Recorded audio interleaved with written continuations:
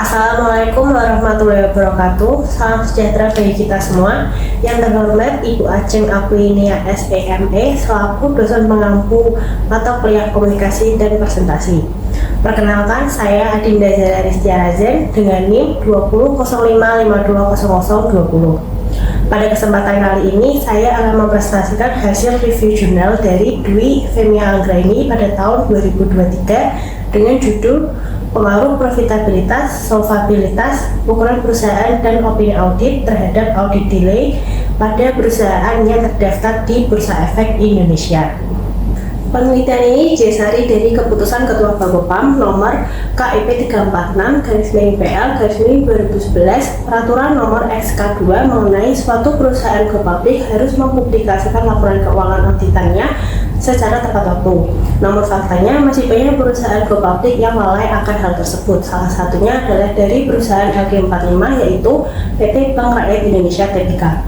Keterlambatan ini bisa disebut dengan audit delay. Audit delay sendiri bisa dipengaruhi dari beberapa faktor, antara lain profitabilitas, solvabilitas, ukuran perusahaan, dan opini audit. Penelitian ini menggunakan teori utama yaitu teori agensi. Teori agensi menyatakan hubungan antara agen dan prinsipal dengan agen melakukan kegiatan manajemen atas perintah prinsipal. Teori agensi ini didukung oleh beberapa teori tambahan yaitu teori terkait laporan keuangan, teori audit delay, teori profitabilitas, teori solvabilitas, teori ukuran perusahaan, dan teori opini audit. Selanjutnya adalah metode penelitian. Penelitian ini berjenis penelitian kuantitatif dengan menggunakan data sekunder yang didapatkan dari laporan keuangan tahunan perusahaan. Populasi yang digunakan adalah perusahaan LG45 yang terdaftar di Bursa Efek Indonesia pada tahun 2016 sampai 2020. Dan teknik pengambilan sampel yang digunakan adalah proportional sampling. Sampel yang dihasilkan yaitu 170 sampel. Dan program yang digunakan untuk menganalisis data adalah STSS versi 20. Selanjutnya adalah hasil analisis data. Data yang sudah didapatkan akan dianalisis dengan uji asumsi klasik dan analisis regresi linear berganda.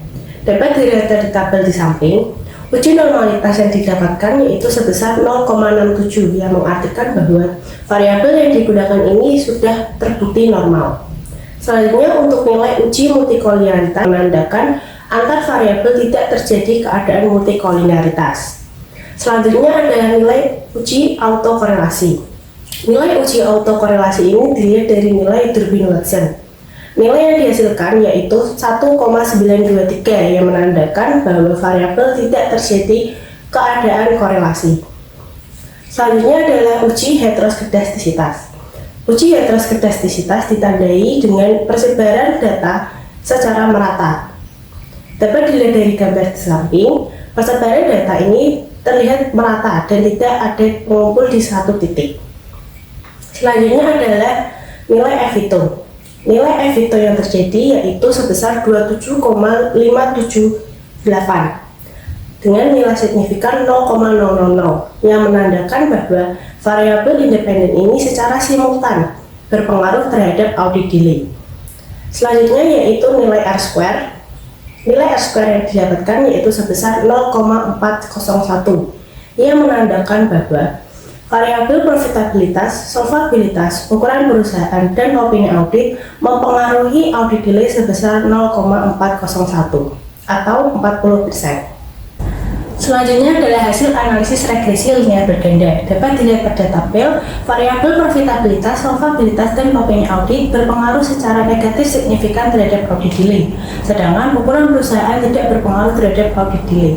Hal ini menandakan bahwa perusahaan yang memiliki tingkat profitabilitas yang tinggi maupun rendah dan tingkat solvabilitas yang tinggi maupun rendah dapat mempengaruhi kinerja auditor dalam proses audit, dan pemberian opini dari auditor dapat juga mempengaruhi keterlambatan maupun ketepatan dalam pempublikasian laporan keuangan tahunan. Ukuran perusahaan tidak memiliki pengaruh terhadap kecepatan maupun keterlambatan audit, karena auditor akan bekerja sesuai dengan prosedur dan jadwal yang telah ditentukan.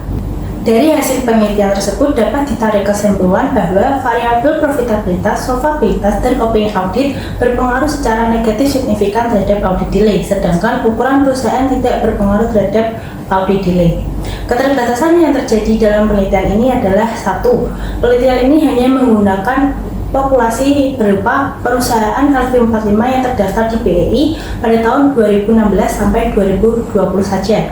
Yang kedua adalah dari hasil R-square yang terjadi menandakan bahwa variabel independen hanya mempengaruhi sebesar 40% saja terhadap variabel dependen, yaitu audit delay. Sedangkan 60% lainnya dapat dipengaruhi oleh variabel yang belum terdapat dalam penelitian tersebut. Sekian presentasi dari saya. Wassalamualaikum warahmatullahi wabarakatuh.